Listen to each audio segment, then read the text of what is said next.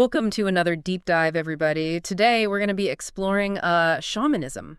Ooh. You know, it's one of those things I think that a lot of people are interested in these days, but it can be kind of hard to get a handle on, you know? Yeah, there's a lot out there. Yeah, a lot of information out there. A lot of misinformation, too, sometimes. Yeah, and that's why we're going to be looking at this great article here from the Spiritual Seek website. Great resource. Yeah, they do a lot of great stuff, kind of covering all things spirituality. Right, they kind of consolidate it. Yeah, they consolidate it. Right. So we're going to be looking at shamanism, Okay. getting into some really interesting ideas about reality and how these really, really old traditions, you know, are still very much relevant today. Well, and what I think is really fascinating about shamanism is that it's both this universal thing. You know, we see it popping up in cultures all over the world throughout history. Yeah. But it's also very specific. Like, each tradition has its own unique flavor to it. Right. So it's like it speaks to something very fundamental to what it means to be human. Yeah, I think so. Like deep down inside all of us. Yeah. Yeah. So let's talk about that. So we use the word shaman, but what are we actually talking about? Like, what is a shaman? Well, I think the simplest way to think about it is like a shaman is a bridge between worlds. Okay. Between the sort of physical realm that we experience every day. Right. And the spiritual realms that exist beyond our normal perception. Oh. The word itself actually comes from the Evenki people of Siberia. Oh, wow. And it means one who knows. Okay.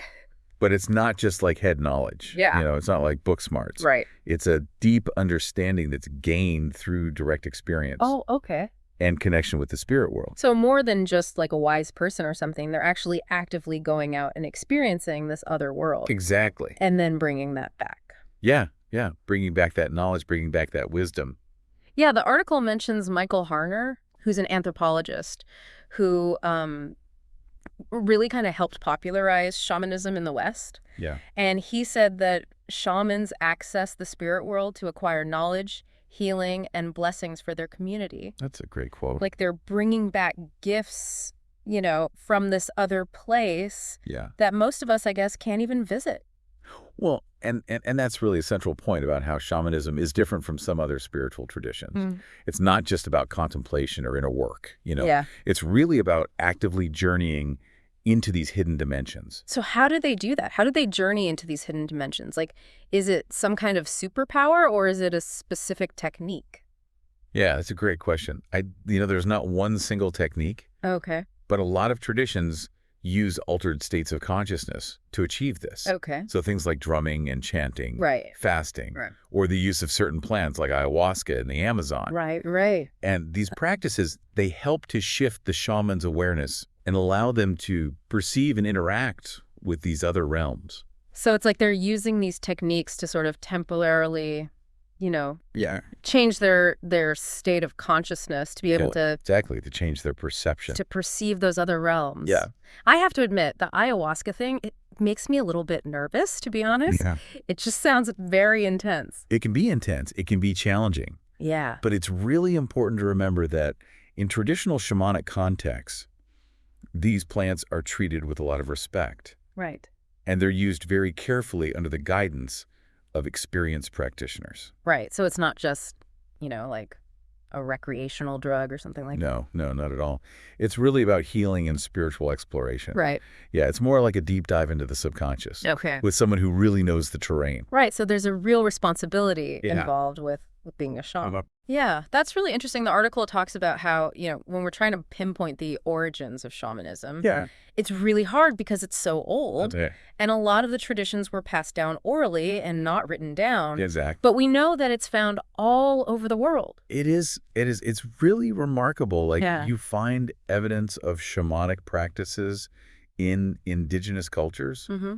Really across the globe. Siberia, North America, Africa, Asia, Oceania. It's like this really fundamental human impulse, you know? Yeah. To connect with something beyond just this material world. I think so. It makes you wonder what these ancient cultures understood about reality that maybe we've lost touch with. Yeah, I mean, it's really profound when you think about it, that across all these different cultures and all these different time periods, you have this common thread of shamanism emerging. Yeah, it's like maybe we've forgotten more than we realize. Yeah, possibly. So it makes you think about, how does shamanism view reality? How is it different? What are they seeing that we're not seeing? Well, shamanism doesn't see reality as just this one single physical dimension that we perceive with our senses. Okay. They propose that there are multiple layers of reality that coexist. Okay. And these are often described as different realms or dimensions that are all interconnected. So it's like there's this whole other world happening right alongside our own, but we're just not tuned into it. That's a great way to put it. It's like, we're just not picking up on those frequencies. Right, yeah. Yeah, like a radio that's only tuned to one station. Exactly, yeah. And the shaman, through their practices, learns to adjust the dial, so to speak, and tune into those other frequencies. It's like there's a whole conversation happening right next to us that we can't even hear. Exactly. That's wild. And it's not that these other realms are separate from our world. Okay. It's that they're interwoven with it, influencing and impacting our lives in ways that we may not even be aware of. That's crazy. Yeah. I mean, it makes you think about things in a completely different way. It does. It really challenges our assumptions about what's real and what's possible. It definitely makes you feel like we're missing out on something. It does, yeah. Like there's so much more going on than we can see. Absolutely. And I think this really brings us to one of the most interesting things about shamanism, and that is how it views healing. Okay. And well-being. Okay, so how does this whole interconnectedness play into how they view healing? Like, what's their approach? Well, shamanic healing doesn't just focus on treating the physical symptoms of an illness. Okay. It really looks at addressing those underlying energetic imbalances that might be contributing to the problem. So it's kind of like they're looking for the root cause. Exactly. Instead of just putting a Band-Aid on a symptom. Yeah. Yeah, that's interesting. And remembering this idea of interconnectedness that we've been talking about in shamanism healing is about restoring harmony. Okay. Not just within the individual, but also within the community and with the natural world. So it's not just about, fixing one person. Right. It's about restoring balance to the whole system. Exactly. I like that. Yeah, it's really this holistic approach, taking into account the whole web of relationships that we're a part of. Right. And so how does that show up? Like, what do their healing ceremonies look like? What's involved in that? Well, there's often an element of community involvement. Okay. Rituals and practices that are aimed at bringing everyone into alignment and really supporting the healing process. So it's not just like a one-on-one thing with the shaman. No. It's really a community. It's very much a community event. Yeah. Wow. There's this great quote from the anthropologist Joan Halifax who said, "The deeper our understanding of community and ecosystem relationships, the greater our understanding of the role of the shaman in healing." That's a great quote. Yeah, and it's not just about fixing one person. Right. It's about restoring balance to the whole system. So it's like they're not just looking at the individual. They're looking at the whole ecosystem that person's a part of. Exactly. Wow. So it sounds like this could have some really big implications for how we approach, not just personal well-being, but even how we approach like global challenges. It does, and that's something we're going to explore further when we look at the relevance of shamanism today. Okay. But before we get there, I think it's worth sort of comparing and contrasting these ideas with some other spiritual traditions, particularly those from the East, like Buddhism and Taoism. Yeah, to see how those kind of line up. Yeah, to see where they resonate and where they diverge. I'm really fascinated to see how those connect. Yeah, it should be an interesting discussion. It feels like we're just scratching the surface here. We are. There's a lot more to uncover. We were just talking about how shamanism views healing, and it really made me think about, how do those ideas compare with some other spiritual traditions? Right. Especially those from the East, like Buddhism and Taoism. Yeah. They also talk about interconnectedness. They do, yeah. There are some really fascinating parallels and points of intersection. Yeah. But it's important to remember that, while they might share some common ground, they also have distinct approaches. Okay. And ultimate goals. So it's kind of like different paths up the same mountain, but you get different views along the way. I like that analogy. Yeah. That's a good way to put it. So let's take Buddhism, for example. Okay. Like shamanism, it recognizes that, there's more to reality than meets the eye. Right. It emphasizes the interconnectedness of all things. Right. But it seems like its primary focus is really on liberating the individual from suffering. Yeah, through practices like meditation and mindfulness. Right. So it's about cultivating this deep awareness of the present moment and ultimately achieving enlightenment. Exactly. So it seems like they both acknowledge that there's this reality beyond the material, but their approaches are different. Yeah. Like shamanism is more about actively engaging with these other realms. Right, going out there and experiencing them directly. And Buddhism is maybe more about this inner transformation. Yeah, cultivating that inner peace. Yeah, but even with those differences, there are some interesting similarities. Oh, for sure, yeah. Like I'm thinking about Tibetan Buddhism, which has all these rituals and practices that involve, engaging with spiritual realms and deities. Yeah, and that definitely resonates with the shamanic journey in some ways. Yeah, so it seems like both traditions are about connecting with something greater than ourselves. Absolutely. But maybe just with different intentions and different methods. Yeah, different flavors. Yeah, for sure. What about Taoism? Taoism. Yeah, how does that fit in? Well, Taoism is interesting because of its emphasis on living in harmony with the natural flow of life. Okay. Often referred to as wu wei. Wu wei. Yeah, which translates to effortless action or going with the flow. Okay. And that aligns really beautifully with the shamanic understanding of interconnectedness and the need to sort of align ourselves with the rhythms of the natural world. Like they're both saying, stop fighting the current, learn to ride the wave. Exactly, yeah. Surrender to the flow. Yeah. There's a passage from the Tao Te Ching that captures this perfectly. Nature does not hurry, yet everything is accomplished. Wow, that's beautiful. Isn't it? Yeah. And it's a reminder to really trust in that natural order of things. Yeah. To find our place within that larger web of existence. It makes me think of the shaman as kind of like a gardener tending to the balance of this ecosystem. I love that analogy. Yeah, the shaman is a gardener. Yeah. Working with the forces of nature. Yeah. And understanding how everything's interconnected. Exactly. But what happens when, these ideas that are steeped in ancient wisdom encounter the modern Western worldview? That's where things get really interesting. Yeah. And potentially a bit challenging. Right, because we were talking earlier about how shamanism, in a lot of ways challenges that dominant Western perspective. It does. Which tends to be more materialistic. Yeah. More individualist. More focused on reason and logic. Right, so it seems like there could be some friction there. Oh, there definitely is. Yeah. Western thought, particularly with its emphasis on reason and scientific observation, often struggles to reconcile with the idea of these invisible realms, spiritual forces that can't be easily measured or quantified. Right, and it seems like that shamanic emphasis on community and interconnectedness could clash with the Western focus on, individual achievement and autonomy. It can, for sure. It's like two completely different operating systems. Yeah. Trying to run on the same computer. That's a great way to put it. But even within Western thought, there have been some attempts to bridge this gap. Okay. And the work of Carl Jung is particularly relevant here. Carl Jung, the Swiss psychiatrist and psychoanalyst. Exactly. He's the one who really explored this concept of the collective unconscious. Right. So he said that, beneath our individual consciousness, there's this deeper layer of the psyche that we all share. That we all tap into this reservoir of universal archetypes and symbols and patterns of behavior that connect us all.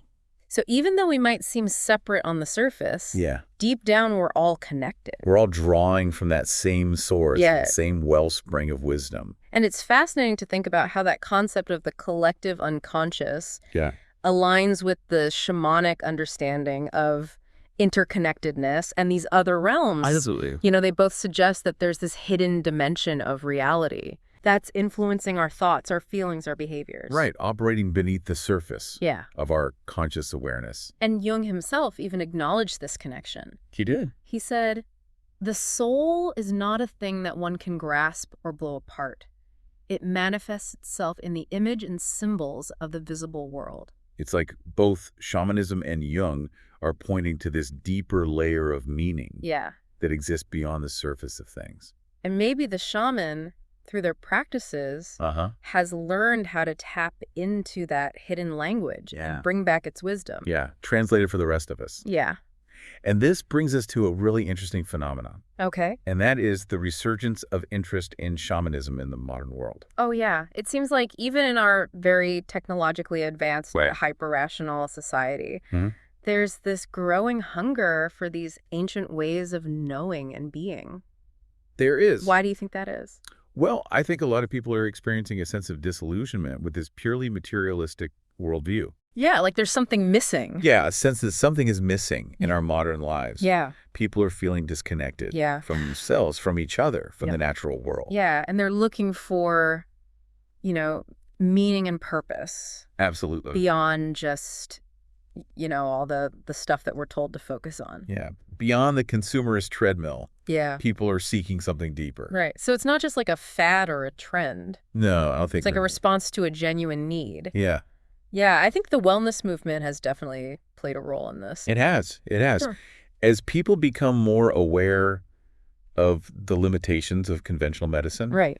And the importance of holistic well-being. Yeah. They're naturally drawn to practices that address the mind, body, and spirit. Right. And shamanism, with its emphasis on interconnectedness and the healing power of nature, seems like it offers a really compelling alternative to that kind of fragmented and impersonal approach of modern healthcare. Yeah, it's about reclaiming that ancient wisdom. Yeah, it's like rediscovering something that was always there. Exactly. But we just kind of forgot about it. We lost touch with it. Yeah, and it's not just about individual healing either. No, it's not. It's about taking these principles and applying them to the larger challenges that we face as a global society. Absolutely. So how can shamanism contribute to positive change in the world? Like, what can these ancient traditions offer us in the face of things like climate change, social injustice, political polarization? Well, I think at its core, shamanism is about restoring balance within ourselves, within our communities, and within the natural world. Yeah. And it offers this perspective that challenges us to move beyond that kind of individualistic mindset. Yeah. And really recognize our interconnectedness with all things. So it's not just about, personal growth. Right. It's about taking that personal growth and using it to create a more just and sustainable world for everyone. Exactly. Think about this. If we see ourselves as separate from nature, then it's easy to exploit its resources without considering the consequences. Right. But if we recognize that we're a part of this larger web of life, then harming the planet is essentially harming ourselves. Exactly. We're all interconnected. It's such a powerful shift in perspective. It is. It makes me think of that quote by the Indigenous activist Winona LaDuke. Oh, yeah. She said, "We do not inherit the earth from our ancestors. We borrow it from our children." Such a powerful reminder. Right. Yeah, of our responsibility to future generations. To care for the planet.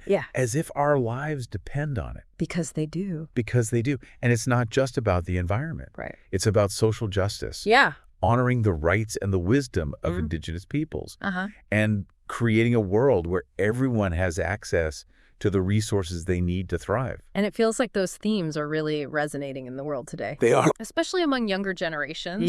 Who are inheriting a planet that's facing some serious challenges. Right, and they're looking for solutions. They're looking for new ways of being. Yeah, so it's not just about looking back at the past. No. It's about taking that wisdom and using it to create a better future. Exactly, drawing inspiration and guidance from the past. Yeah, this article actually has a little mini quiz to test your knowledge on shamanism. It does. It's kind of fun. It is, yeah. We won't make you take it right now. No pop quiz today. No, but if you're feeling curious, Yeah. you can find it on the Spiritual Seek website. Yeah, check it out. Yeah. It's just amazing to think that these shamanic traditions, some of them dating back thousands of years, are still relevant today. Yeah. They offer a really different way of looking at the world, ourselves, and our place in everything. And what's so remarkable is that shamanism doesn't really give you like a rigid set of beliefs. Right. Or dogmas. Yeah, it's not like a religion. Right. It's more like a framework. Okay. For understanding reality and engaging with those spiritual dimensions. Okay. And that framework is really adaptable. Okay. Which is, I think, why it's been able to be so relevant across, so many different cultures and time periods. Yeah, it's like they give us a map, but they also say, go explore. Exactly. Make your own discoveries, and then bring back what you've learned and share it with others. It's about direct experience. Yeah. It's about that personal exploration. Yeah, we talked about some of the core concepts like interconnectedness and the role of the shaman as a bridge between worlds. Right. But one thing we didn't really get into is the whole idea of animals in shamanic practices. Oh, yeah, the animal spirit guide. Yeah. That's a fascinating one. It's like, what is it about animals that makes them such powerful symbols in shamanism? Well, I think you hit on something earlier when you were talking about how different cultures see animals as sort of embodying certain qualities or energies. Right. Like the lion representing courage or the owl wisdom. Right. And I think shamanism kind of takes that a step further. Okay. And sees animals not just as symbols, but as actual guides. Okay. And teachers. Teachers on this spiritual path. Exactly. Messengers from the spirit world. Okay. Offering guidance, protection, healing. It's like they're showing us different ways of being in the world. Yeah, different ways of moving through the world. Like the eagle teaching us to see the bigger picture. Yeah. The snake reminding us to shed our old skin. Right, to embrace transformation. Yeah. Each animal spirit guide is believed to carry these specific lessons and wisdom that can really help us on our own journeys. Makes you wonder what animal you might encounter on your own journey. It does, doesn't it? It's a good question to reflect on. Yeah. Maybe it's an animal that you already feel a strong connection to. Okay. Or one that appears repeatedly in your dreams or meditations. Okay. Pay attention to the messages, lessons these animals might be trying to convey. I'm definitely going to be thinking about that. This has been a really fascinating conversation. It has. I feel like we've only just scratched the surface. Oh, we have. There's so much more to explore. But it's a great starting point for anyone who's interested in learning more about shamanism. Definitely. And the main takeaway for me is that shamanism is really about this direct experience. Yeah. It's about that personal exploration of the spiritual dimensions of reality. So to everyone listening, I encourage you to keep diving deep. Keep exploring. Keep learning, and who knows, maybe shamanism will spark a new understanding of yourself. And your place in the world. And your place in the world. Until next time, keep diving deep.